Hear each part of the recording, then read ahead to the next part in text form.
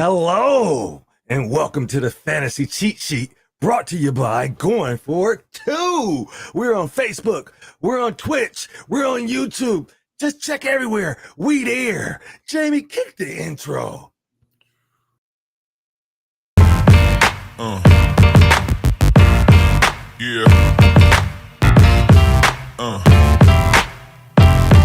Yeah.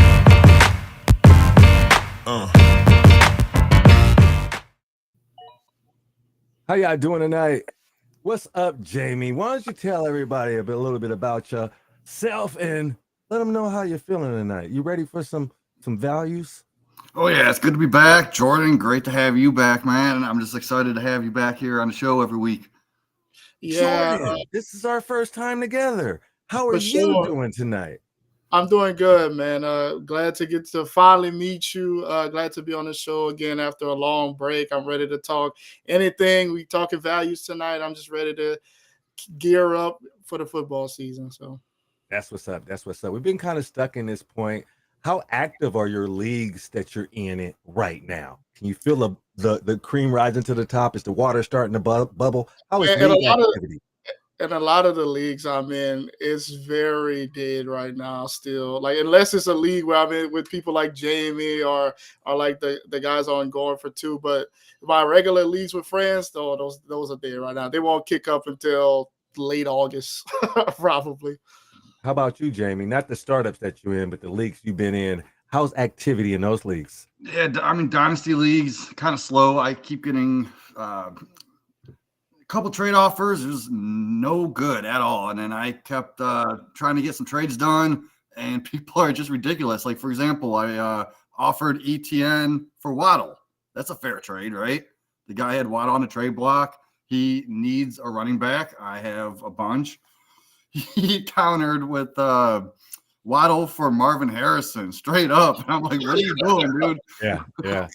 So if you guys are out there and playing in leagues, what's happening right now, people are bored.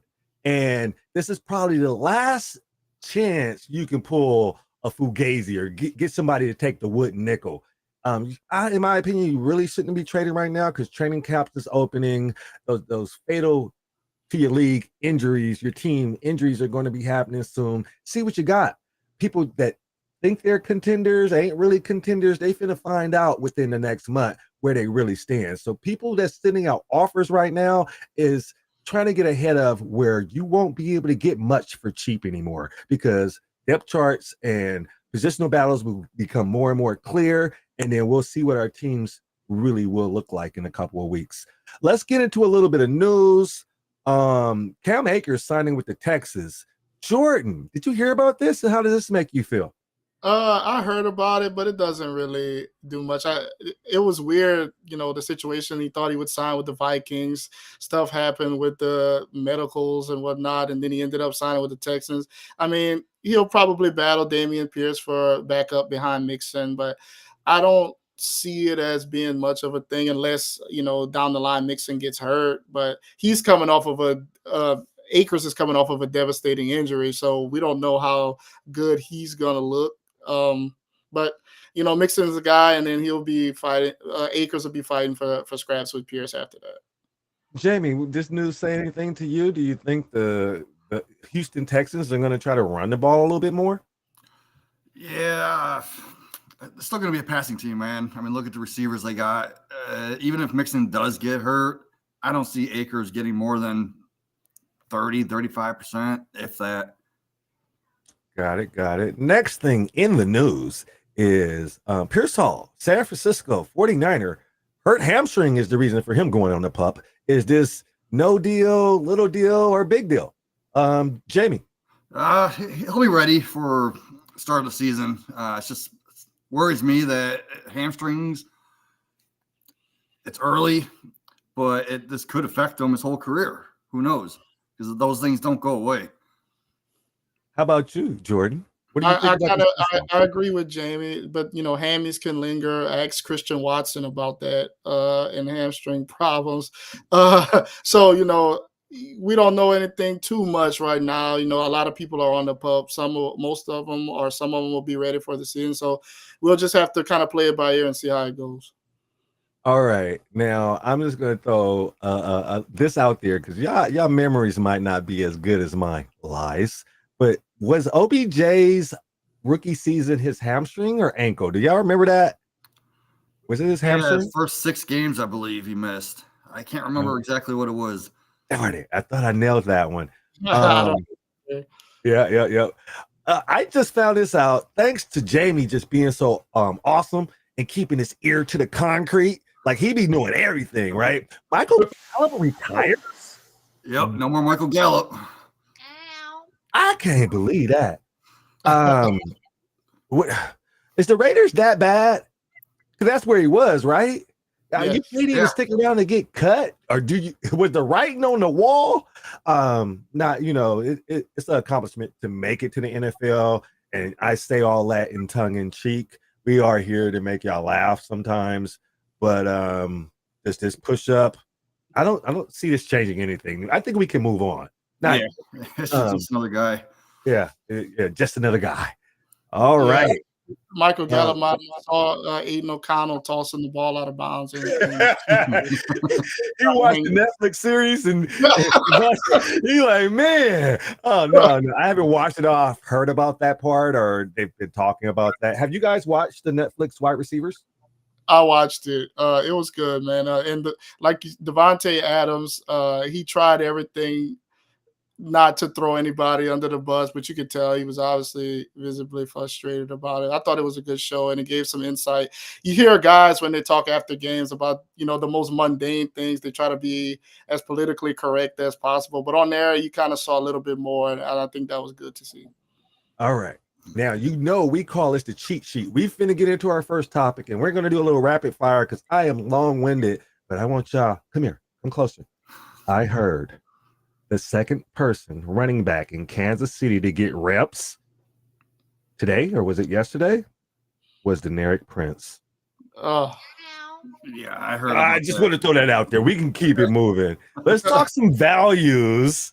And Jamie, we're going to start off with you. What's your number one values in draft? I think let's keep it redraft, and then if we have a dynasty caveat to put on it, we can. But Jamie, who do you think is a redraft value right now, or a value in any way?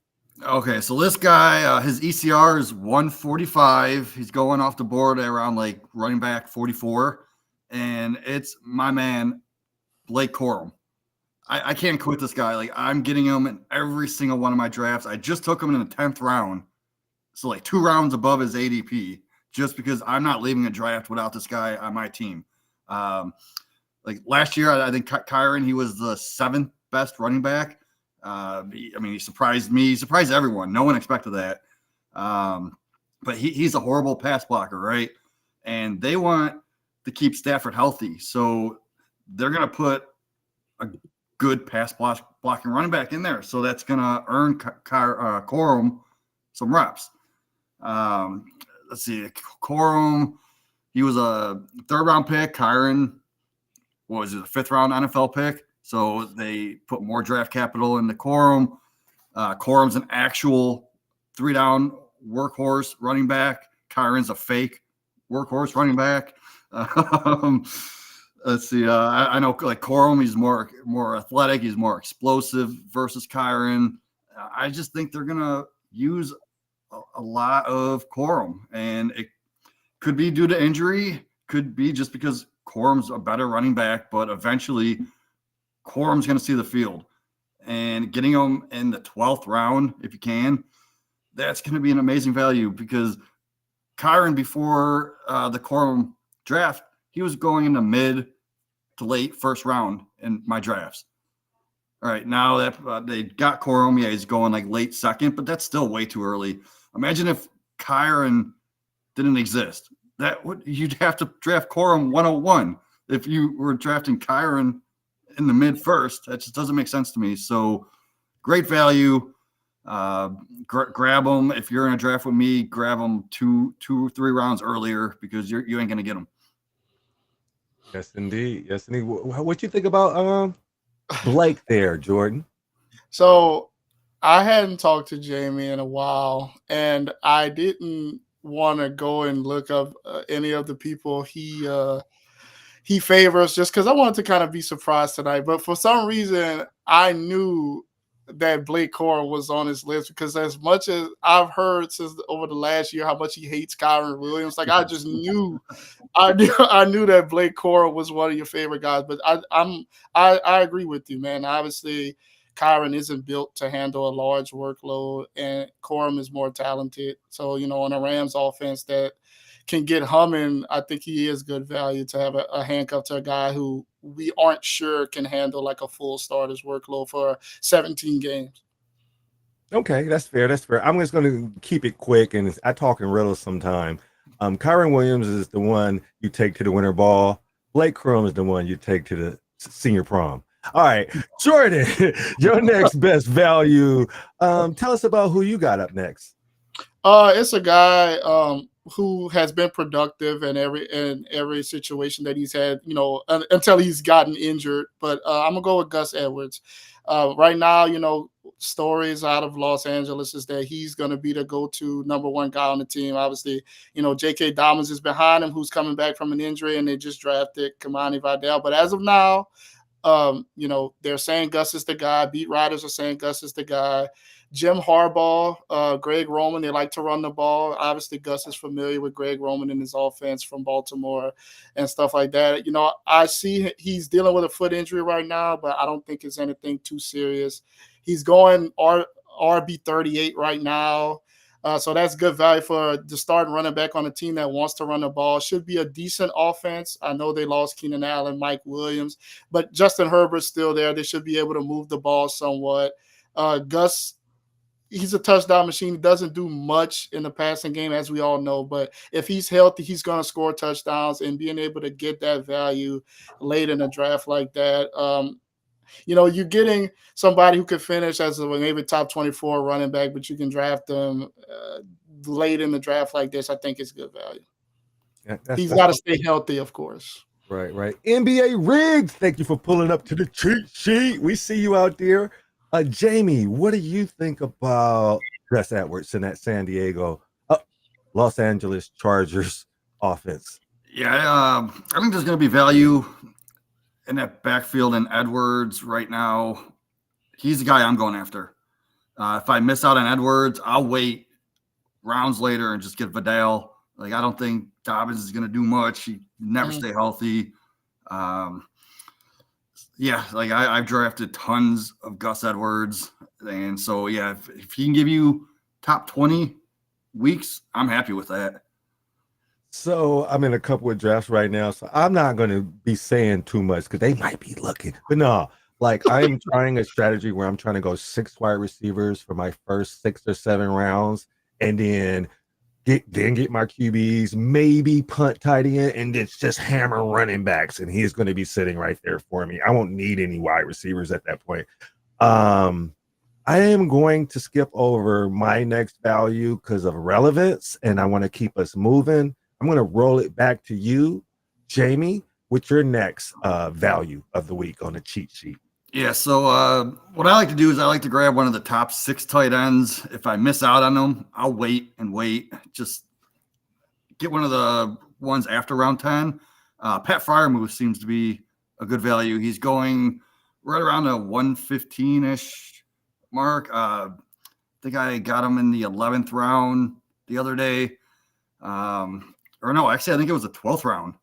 It was in the 12th round I got him. So, like if I miss out, like I prefer him to be my tight end 2, but if I have to use him as my tight end 1, I think that would be a great spot for him. I think his first 2 years he had like 9.5, 10 PPR points per game, but then last year I know he was dealing with some kind of an injury, plus a bad quarterback play. He was only getting like 6.5 PPR points per game. I think he can get back to that 10, so that'll put him right into that like low end tight end 1 range. And I'm happy if I can get him a tight end 1 in the 11th, 12th round. Like, give me that all day. For sure. How do you feel about Freiermuth, Jordan? I've came around on him a lot lately, man. All those things Jamie said are true. Arthur Smith had Johnny Smith looking relevant for a while as the second tight end in Atlanta. And Kyle Pitt, like they targeted the tight ends a lot. I anticipate that happening in Pittsburgh. I'm about to say in Seattle, in Pittsburgh as well with Russ. So or Justin Fields for that matter, but it's going to be Russ to start off, I think. So I think that'll be good for Freiermuth. Yeah, I definitely wasn't sold on him at first because I just didn't like the Steelers offense. But when I thought about Matt Canada being gone and Arthur Smith coming in, I definitely think that gives them a boost. With Deontay Johnson gone as well, I think Freiermuth to step up. I can't get aboard. I love Patty for this reason. He's a marker to tell me when I better grab somebody else, but we'll talk about that in a second. With the thing that with Pittsburgh, I like the idea of Arthur Smith. I like the idea of Pat Freiermuth. I think there's the middle of that field is to be had. But the thing that's conflicting is that's not a Russell Wilson strength. And if we do get a Fields on the field, do I really want some of that? I guess he could have a Cole Kmet year, but I was about to say that Cole Kmet was decent. Yeah, but it's just I don't know. I've been staying away. Jordan, we have a question real quick in the chat. Julio wants to know. He sees you're a Raiders fan. Would you draft Brock Bowers ahead of Freiermuth? Like I would draft Bowers over Freiermuth. Yeah, I just have to get him a little bit earlier than where Freiermuth is going. I would. I don't have very much Bowers unless I got him in a rookie draft because we're talking about Pat Freiermuth. Yes, to answer your question, I would. And I'm in Oakland. I'm born and raised. I'm a Raider fan by default. Really a Dolphins fan. I just live here. Did you talk? Oh, Jordan, you're up. What's your next value? So I saw the two guys that I was trying to stay on par with the group, and I saw that you two guys picked the tight end. It was very tough for me to find another that I liked, but I think I settled on Tyler Conklin. Jets tight end over the last 2 years with subpar quarterback play to be quite kind. He put up decent numbers. Obviously, we're hoping Rodgers plays more than 4 snaps this year. So with that being said, you have Garrett Wilson, who's going to get a majority of the targets, rightfully so. You have Mike Williams, who may be on the field, may not be, depending on his injury history. Alan Lazard, he's shown that he's not that good. So that leaves Conklin. He had, I think, over 600 yards last year. No touchdowns. I think that's going to change. The Jets are going to be knocking on the door in the red zone quite often.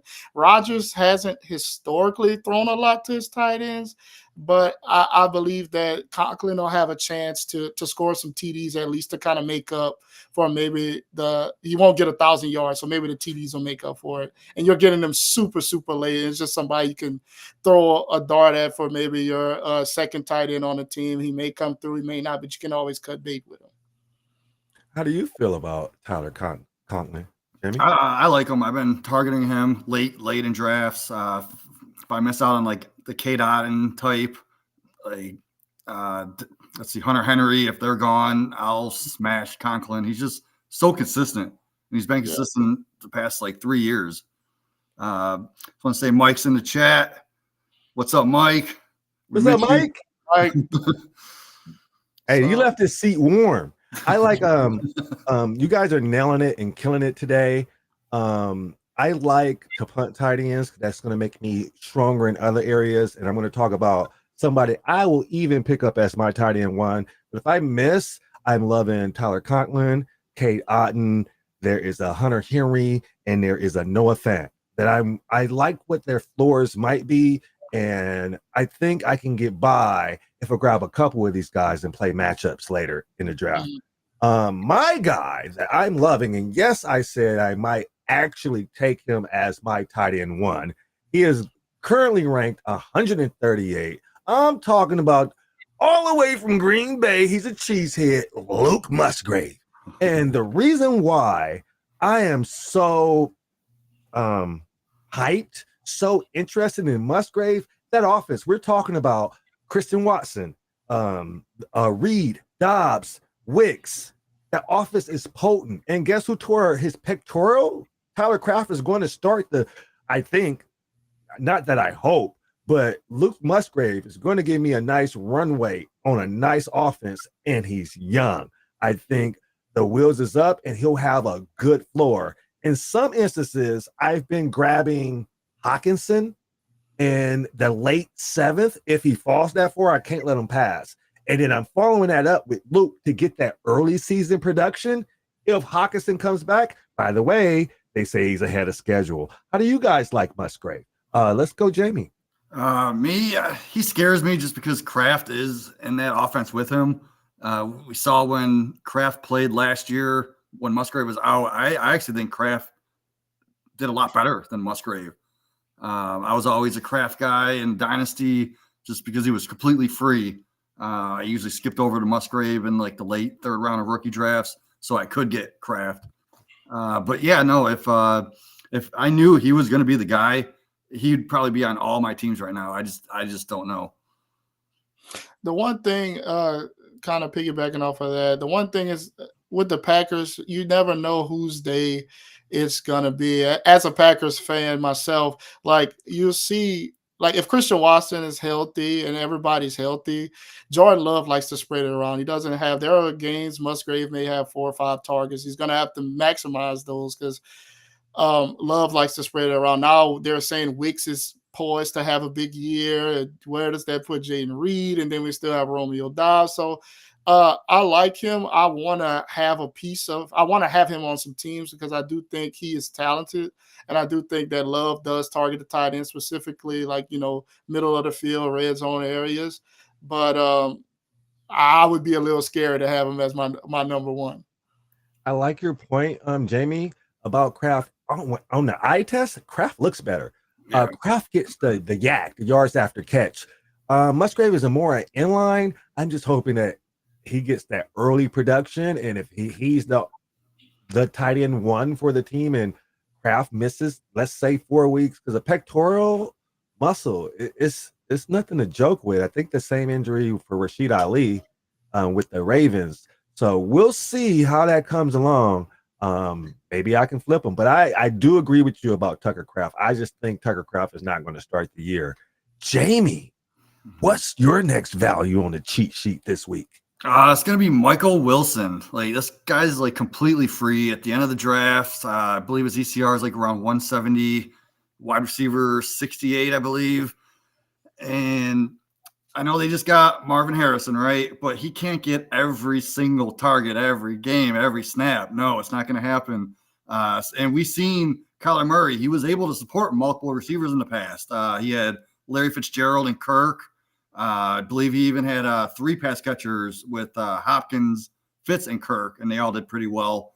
Then you had Hopkins and Marquise Brown a couple years ago. So why not Marvin Harrison and Michael Wilson? Like we've seen glimpses of Wilson's talent. Last year as a rookie, I believe against the 49ers he had 7 targets, 7 catches, 2 touchdowns, 26 fantasy points. He was wide receiver 6 that week. Also, the last 2 games of the season, he was a wide receiver 24, I believe, in both those games. So you're getting him in the 14th, 15th round or later. There's no risk if it doesn't work out, but the reward, I think, is going to pay off if he hits. What about you, Jordan? I agree, man. I've been on Michael Wilson as well. And there's some times where a rookie receiver doesn't start out of the gate on fire. Justin Jefferson, I'm sure a lot of people dropped him his rookie year, and then he ended up balling out by the end of the year, but he didn't start off hot. Kyler is already familiar with Michael Wilson. They kind of have a rapport. So, I think obviously Marvin Harrison is the more talented receiver, but it may take him some time to just kind of for Kyler to trust him enough to be that go-to number 1 guy. And, Michael Wilson will always be there to kind of get those secondary targets and stuff like that. Obviously, there's still Trey McBride there who played well at the end of the season. So they have that. But, yeah, I like Michael Wilson. Anytime you can get a number 2 on an offense we expect to be really good. And then they have a rookie wide receiver who may not come out the gate firing. I like it for where he is. I think he's going to be amazing at the beginning. I got to get out of Dynasty Brain because I'm stuck in Dynasty Brain.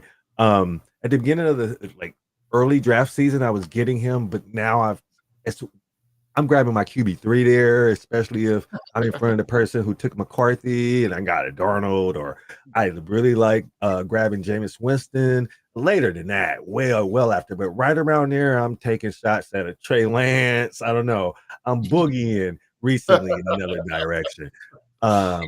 Jordan, your take for your next value, I love. What you got for us? Brandon Cooks.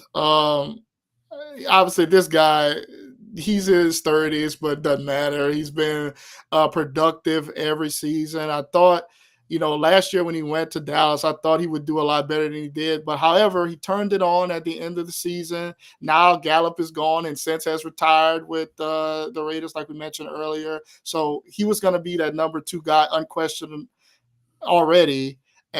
And now, we have him with Dak. Dak is going to be throwing a lot. They don't have a real running game they can rely on, like talking about. I mean, Tony Pollard, who disappointed me at all the way last year, like Jamie knows. They got rid of him. Zeke is back at an advanced age, and Rico Dotto, we don't know what to expect from him completely. So I think they'll rely on Dak more as he's looking for a huge contract, so he'll be incentivized to perform at a high level. CeeDee Lamb is holding out in camp right now. Don't know how long that'll last, but Cooks is the guy. He can be relied on. Him and Ferguson may have to step up more if the CeeDee Lamb thing drags on, which I don't think it will. But yeah, I like Cooks, and where you can get him that late in a draft right now. Let me check it really quick. The last time I checked, he was like wide receiver 50 or something like that. He is wide receiver 56. So I think that's great value for a guy who I could see. Now, this may be presumptuous, but I could see him getting close to 1,000 yards as the number 2 for that. Nice. What about you, Jamie? How are you feeling about Brandon Cooks? I have to be in the mood to draft him, but I do like his value, honestly. I mean, like Jordan said, he's super late, and they got to throw the ball to someone else besides Ferguson and Lamb. I'm a Ryan Flournoy believer, but dude is a rookie. It's going to take him some time.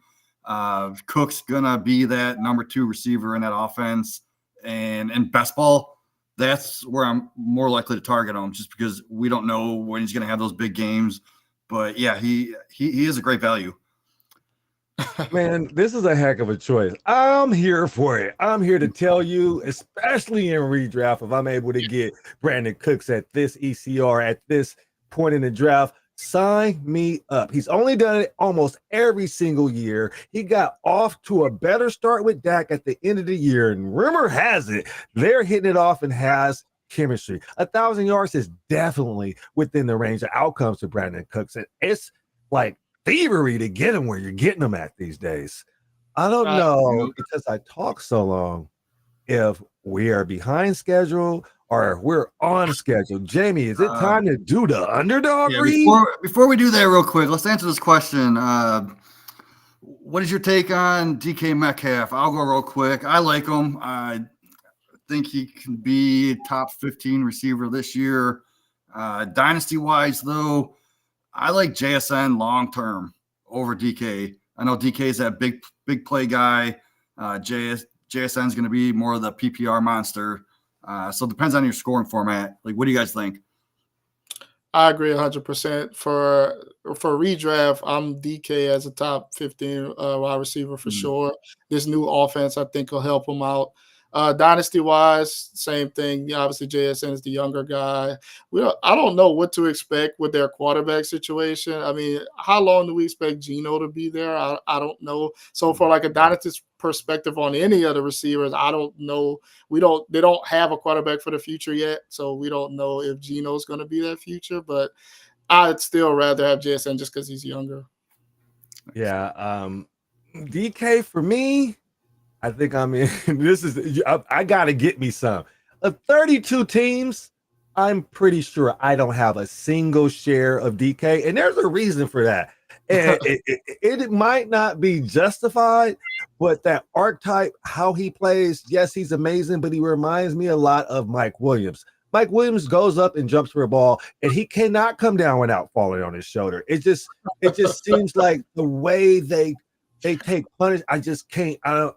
It's like a ticking time bomb. And he's not even injury prone, but it's ingrained in my head. He just reminds me of, oh, he's going to get hurt. He's going to get hurt. I don't want to wish that on anyone ever, but I have 32 teams and I don't have one share of DK. So we go get us some. We got another question, Jamie. Oh, go ahead.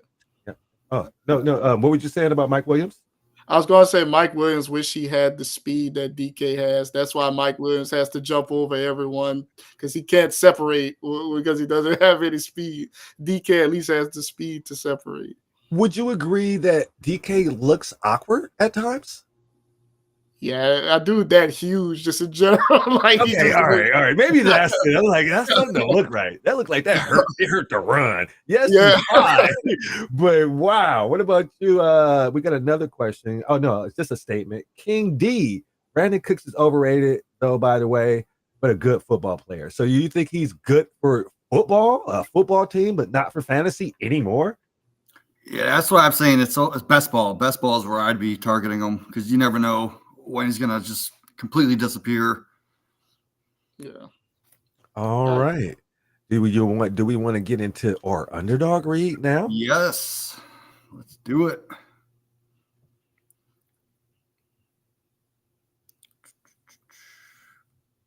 And you're doing the underdog read, right? Oh no, I didn't. No, but I can. Oh, yeah, go ahead. Hey, fantasy cheat sheet underdog. I don't have it in front of me though. I don't see it. Cheat of the week, underdog read.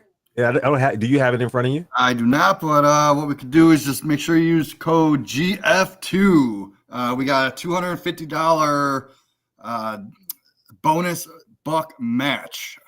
So go ahead and sign up with the code GF2 or scan this code right here that I'm pointing to and code GF2 to get your 250 bonus bucks. See, I had my moment. I had my opportunity to do my first ever live read. I don't think I've ever done a live read. Next time, we go get it together. We go write it out. We go have it for you. Make sure you hit that QR code. And what is the code again? Say it one more time. I got to get on that. GF2. Code GF2. All right. We're going to roll right into our next cheat of the week. And this one will be Jamie. You got a cheat for us? Let's see. It's my last read, right? Yeah. So obviously I'm a Browns fan. I never really liked Browns players for fantasy reasons. But Nick Chubb, man, he's always been someone I target. And like last year, you would have had to get him in like the early second round. And I mean, it was justifiable too, where he was going. It's just, it didn't work out. He got hurt game 2. But right now he is going at around 118th overall. Underdog, I just got him, I believe, at pick 127 in the 11th round in my last draft. I just think that screams value. I mean, yeah, might take a little bit of time for him to come back healthy, but it seems like he's on the right track right now. Seen a video of him. He was squatting, 800, 900 pounds. So how do you do that? Coming off that injury. And I think the injury was early enough in the season to where he could come back kind of. I'm not saying he's going to be that second round pick that we were going like in the past, but it's definitely going to be worth taking him in the 11th round, even if he doesn't come back for like the first few weeks. What do you think about Nick Chubb? Yeah, when I saw that squad video, I was like, "Yeah, I'm in." I was worried. I was worried at first with the injury that he had. Obviously, I know it was early in the season, but when it looks that bad, and a guy who had already had previous injuries to his knee, you kind of get worried. He's getting that up there in age, especially for a running back. Yeah, he'll be 29. Exactly, but you getting him this late. he has always been productive when healthy, and if he's doing that right now, from a squad standpoint, I'm assuming by the time the season starts, he'll be even healthier. I don't expect them to, let him be full go out of the gate. The Browns typically share carries anyway, even when he was 100% healthy. So I think they'll try to preserve. And if they're doing that and he's getting healthier along the way, he may be a big help to if he stays healthy down the line in the season at the end of the season. Yeah, and the Browns do have the 7th easiest RB schedule. And then we've seen it in the past with Adrian Peterson. Remember when he came back? I think we were drafting him in the 3rd, 4th round that year, and he became number 1 overall. I don't expect Chubb to do that. Right. But if anyone could kind of do that, it is a running back with Chubb's kind of build. For sure. I'm kind of staying away from Chubb. I know he's Superman. My theory, or what I'm planning to do, is waiting till like week 4. I don't know when Cleveland bye is. Come a knocking towards the end of the season when fantasy counts. You know what I'm saying? I'll let you draft him now, but I might have a little shiny little piece that you want a piece of, and maybe you're frustrated, you're not getting nothing out of him. I'm gonna let you draft him. I'm gonna come knocking later. Jordan, you got a spicy one for us. Who's the next person on your cheat of the week? I promise I am not a Dallas Cowboys fan, but the person I want to mention is Rico Dowdle. I just said when hyping up Brandon Cooks that we don't know what to expect from Rico Dowdle. However, Dallas is going to want to run the ball. I know they brought back Zeke, but it just may be a situation where Dowdle may be more explosive than Zeke. He may take the lion's share of those carries. He will never get the full workload because I don't know, or anybody knows if he can handle that. But if he's able to usurp Zeke, you're getting him later than Zeke. If he gets that role on that offense, like we talked about, that can provide big value. Both of those guys are going real late. Right now, Zeke is RB 39 according to ADP on Fantasy Pros and PPR, 124 overall, and Dowdle is 44 RB 44, 140 overall. So, about 16 picks between the two, and I would gladly take Dowdle at his value when he was. In the time that he spared Pollard last year, he looked pretty good. I mean, he ended up getting nicked. But, that's the thing with backup running backs. Tony Pollard looked way better than Zeke as the backup, and then he became a starter last year, and he didn't look so good. So that could be what we're in for. But with this, you couldn't draft Tony Pollard at RB 44. You had to get him in the first round. So if you can get Dowdle this late, and he may end up being a star by the end of the season, I think is good. Yeah, I know. It's just crazy. Like ADP don't make sense sometimes. Like make it make sense. Like you could probably get both of them late. I'm staying away personally because that O-line was the downfall for Tony Pollard last year. I don't know if they have improved that O-line. Jamie, what do you think about Rico? I've been grabbing them lately, right now, just because if it is going to be Zeke and Dowdle, I don't see why they can't do a split. And we've seen flashes of him last year. He had a few games within the top 20 running backs. He's getting 4 yards a carry. So why not? I just don't know if they're going to be picking someone up. There's still Kareem Hunt out there. There's news about Javonte Williams might get cut. So what's to say that the Dallas is done in their backfield? But as of right now, I do like Dowdle, and I've been grabbing them. Nice. Shout out to King D. Shout out to NBA Rigged again. Shout out to Devin. I just want to say thanks to everybody for pulling up and adding to the content here and giving your thoughts. We got good news, Jamie. Your Chubb is your first round RB last year. I hope to see him back healthy. He's such a genuine, great dude. Excellent RB. I think Chubb is going to come back and give us a good half a season. Yeah, do you think Rico Dowdle will have more carries than last year? Zeke is better TD, RB. Does that mean it limits Rico upside? Does Can they coexist, or what do you guys think about that last question NBA Rick said about Yeah, I Donovan? think he's going to have more carries. I mean, last year part-time He had role, he had like 90. yeah, like 89 carries last year. I Yeah. definitely think he'll get more than that. Yeah, definitely think it's going to go up. If they split 50-50, I mean, that's what 100, 130 maybe, something like that. We'll see. Yeah, Oh, I do think Zeke limits Rico's upside with those touchdowns, but I think they both can contribute in the passing game. So without the TDs, Rico can be serviceable, but I do think Zeke being that goal line back does limit his overall upside. and Zeke is an excellent pass blocker, Mhm. and that O line is atrocious. He may have to be on the field more than we like, or he may produce for us going back home. My last one that I won't skip is might make y'all chuckle. At rank 113, give me all the Jacoby Myers I can take. Yes, there's some interesting people around him, but Jacoby Myers with the Las Vegas Raiders looked good before he got banged up, I think around week 9. And I know it's Agent O'Connell, Gardner Minshew. There's rumblings about Devontae maybe not being there that I don't believe.